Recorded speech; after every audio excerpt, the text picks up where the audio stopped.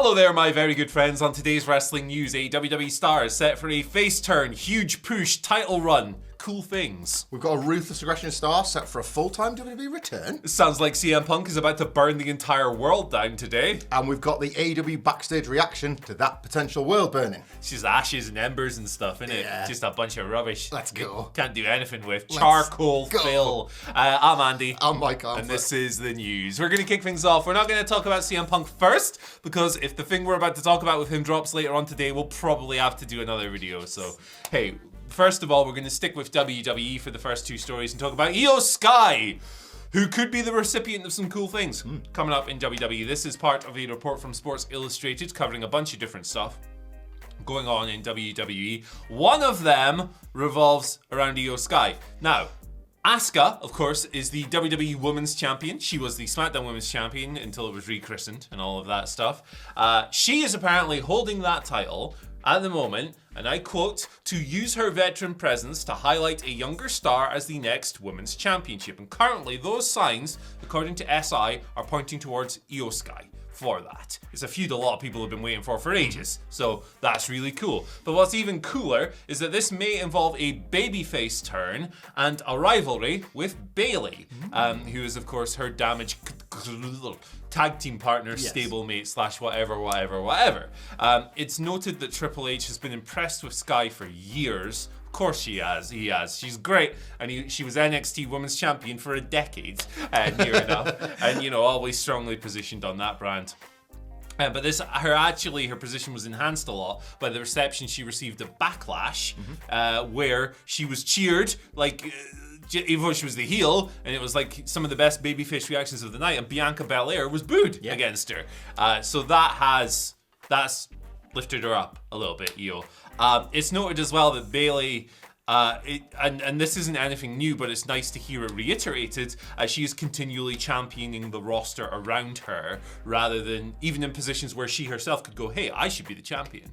So she's continually going, no, this person's really cool, do stuff with them. Career of that for a Bayley, innit? Yeah, it is. Yeah. It absolutely is. So that's cool. Io Sky's extremely talented, and I don't understand why anyone wouldn't be happy about this. Wins all hour for Io Sky.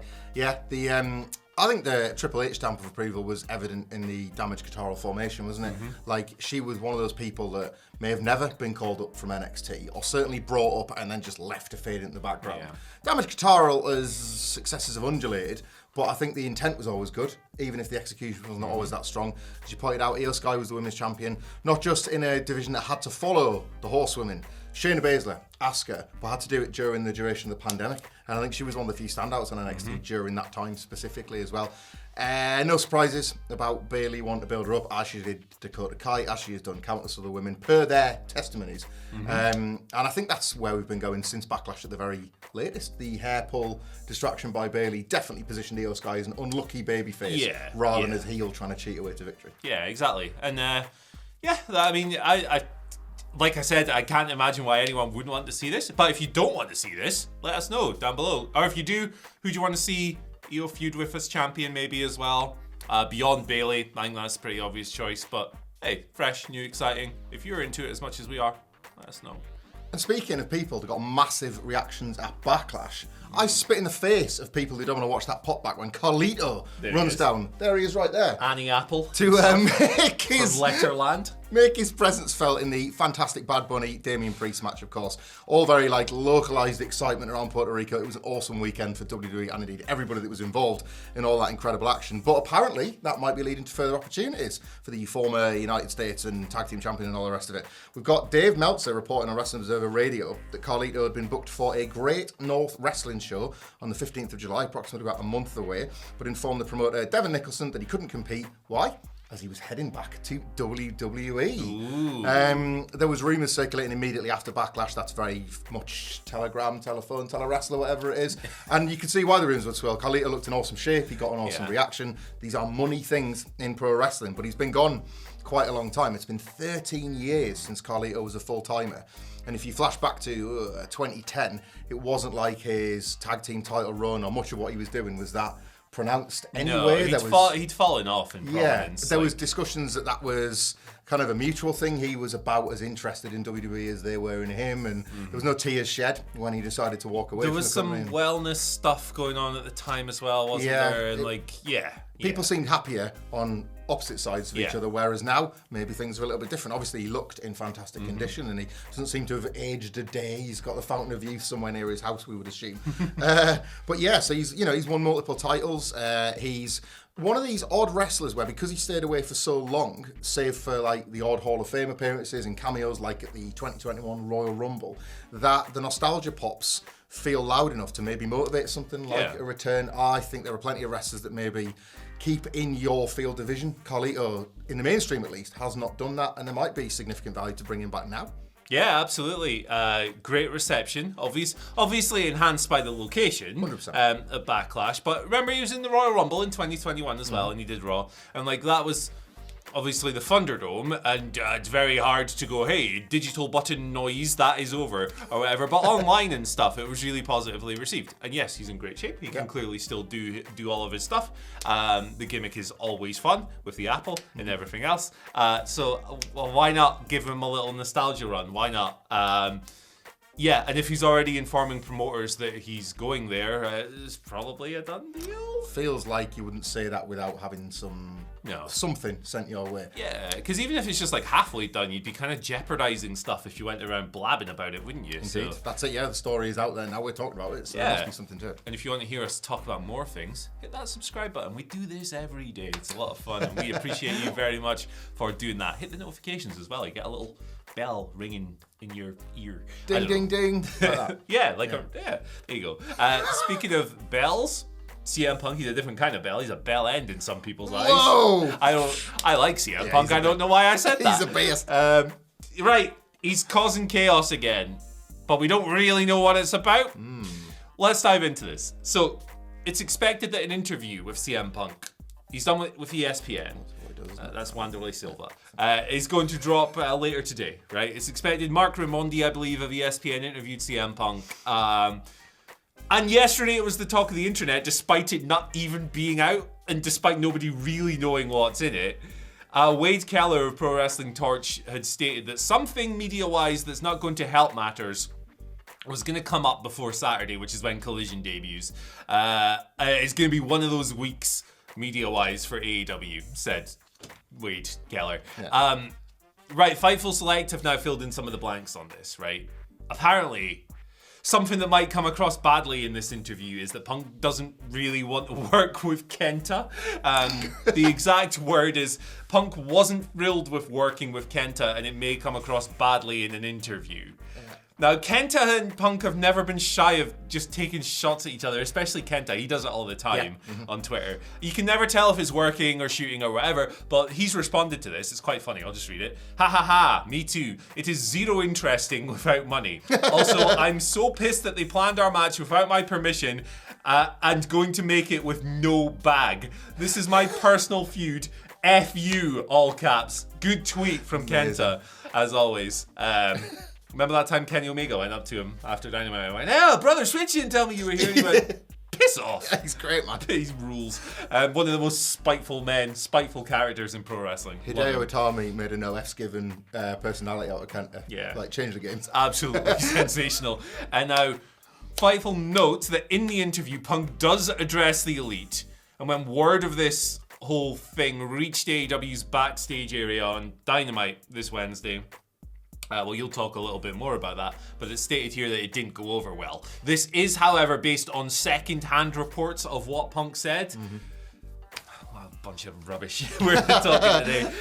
Punk is believed to have spoken in a way that blurs the lines and generates buzz for upcoming shows. Some of his responses were apparently presented in a way that would make the reader question if he was working or shooting, as is often the case. One topic without any ambiguity, however, is that of Hangman Adam Page, who apparently Punk made very clear that he doesn't like, and he reckons he shot on him during their Double or Nothing match last year. So there you go. Now, how much of this will end up making it to the ESPN interview when it's published remains to be seen. It could very well be the AEW, and this is me just editorializing now, it could well be the AEW have seen the reaction to this and gone, nope, cut all of it. And then the interview's just like, I'm Phil Brooks and I'm very happy to be back.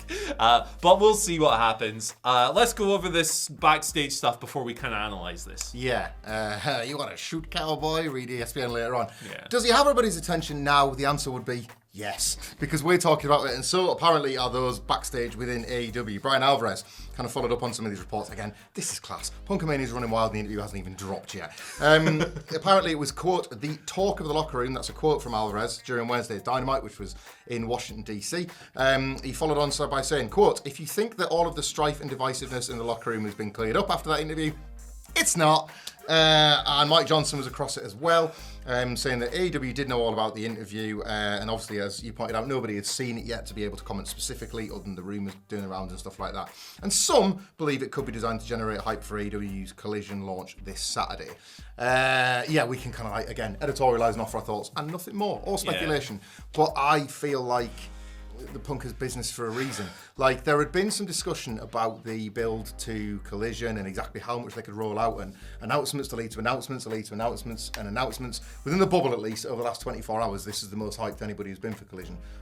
Right off the back of the Dynamite CM Punk vignette, now we get more aggro. Now we get something that I believe will feed into a work shoot promo that he cuts this week or next on Collision. I think this is the wrestling business, brother. Yeah, I mean, Sir Lariato had the tweet yesterday. Great, just sensational stuff, just cutting through all the garbage. This is pro wrestling. Yeah. Like, the unique thing about pro wrestling is that you can blur the lines and that real heat can be turned into storylines. Better now more than ever. Yeah, exactly. And that you should know that everyone's best mates backstage and everything else. I understand why. I do understand why this stuff fatigues people. I really do. And look, the numbers so far aren't good for Collision. The ticket sales in Canada in particular are pretty bad. Saturday's TV rating will be interesting, although obviously it's the first one, so it's going to do a higher number than the average will be. Yeah. Critical response, everything. There's so many things that come out off the back of Collision. Exactly, and I'm going to kind of withhold hotter takes until all of this stuff kind of happens, but he's a chaotic man. He's going to fall out with people. This is how it goes. You can just hope that he creates some TV magic along the way. And we'll get to watch it live, by the way. We this will. Feels like an excuse to plug. If you want to see some TV magic through your screens, you can watch Collision with us. I wasn't going to say that with them. Yeah, there you go. We'll be live streaming Collision, as well as Punk versus Joe 1 from Ring of Honor, back to back on Saturday night, whatever your time in the world this Collision is going to be airing. Come an hour and a half early to our YouTube channel. Links are all on our Twitters and the like. It's going to be great. It's on the channel right now. Click the live tab, set your reminder. You're good to go. We'll be here. It'll be nice. You know what else is nice? Twitter questions. Yeah. Let's get to those. YouTube community. I always get it wrong. That's where they're from. This first one comes from The Game Slave 2, whose avatar says, "Hello, nice people." Very, very nice. Happy Friday, dudes. Since we've seen how devastating a simple move such as a headlock takeover can be, what simple move would you use to win a match? Eye rake. Simple. Ooh. Gouge the eyes, roll them up, Taka Michinoku style. I would hit the move that I wish most to be hit with in all of wrestling. I don't want to take a goddamn bump in my life, but I do want to take a Jeff Jarrett guitar shot to the head. So I would be I would be wrapping that balsa wood clean around someone's dome while the referee wasn't looking. Fair play. Fair play. A gimmicked one or just? Yeah, because I've seen some of those real ones and they look absolutely excruciating. I'd like to do that with a Gibson Les Paul. I think that would kill someone. A Gibson Les that's not an acoustic, is it? Nope. That's just like an sort of common garden electric guitar. Yeah, it's a thick wood material. It's the heaviest mother effing guitar ever, and it would kill a man. Could you pin somebody up against the post with a flying V? And then when they back out, just swing it like a baseball bat. You could do that, yeah. But I'll take the Jeff Jarrett acoustic equalizer made of paper. That'll do. Don't hit people with Les Pauls. That would go really... Yeah. You would be in jail and you would deserve it. Nobody hit people with guitars other than Jeff Jarrett and occasionally the honky tonk. There you go. Alexander Brugel's been on. Andy and Fred. Fred's a stretch, isn't it? I mean, that's just what you say. I hope you're doing well. A little bit of fantasy booking here, and I'm curious if you lot agree. It could be coming down the pipe. Miro is the one to take the international title from Orange Bollocks. All right, Orange Bollocks. Hello, Orange Bollocks.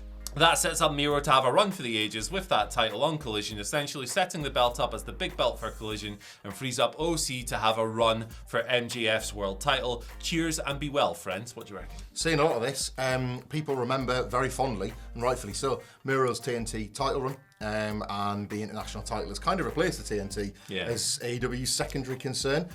The idea, I think, that MJF is not going to work Collision is a flawed one, because I think ultimately that is one of many reasons that Rampage has felt like a C show, let alone a B show. Yeah. So I think we're going to see way more of the world title and indeed the world champion on Saturdays as we are Wednesdays. So I don't think that international title needs to be there, but Miro's as good a heartbreaker as anybody. I at this point have become such a slavish Orange Cassidy fanboy that I don't want him to lose ever. Yeah. So I'm struggling to like we've gone through the people that I thought might beat him to the point where now it just break my heart when anybody does. So I can't entertain even Miro getting it done, but he's been so great in that just underneath role once before. I understand why people want it again. An Orange Bollocks and MJF would be a wonderful world title feud as well. Yeah, this is just good fantasy booking. I like it too. Mark Smith has been on with our final question of the day, saying, "Morning, gents. What goofy wrestling for life moment gave you a warm and fuzzy feeling in your tum-tum? And yes, we're breaking the Ghostbusters rule and crossing the streams." Shout outs. Simon Miller. Have a great day, boys.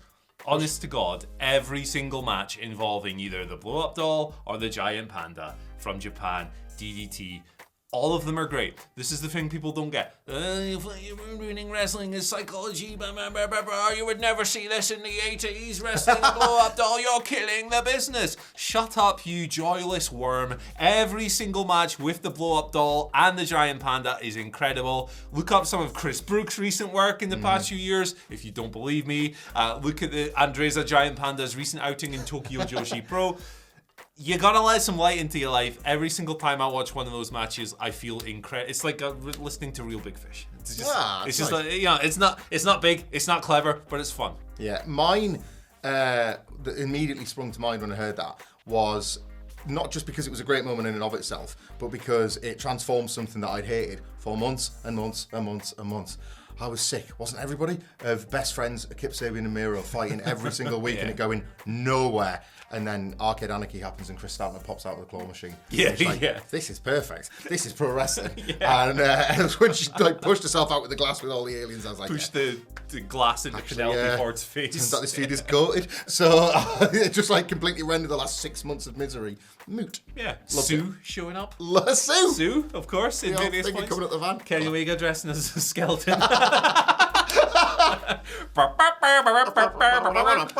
Undertale's really good, but yeah. Hey, listen, if you enjoy all that, you're going to enjoy this video right here as well. When he was dressed as skeleton. Did he fight He-Man? Yeah. I'm not terribly sure. He looks like He-Man these days with that body. Tremendous shape. It was in like November as well, so it was a nightmare before Christmas, wasn't it? Yeah, and we'll see you at Christmas. Bye bye.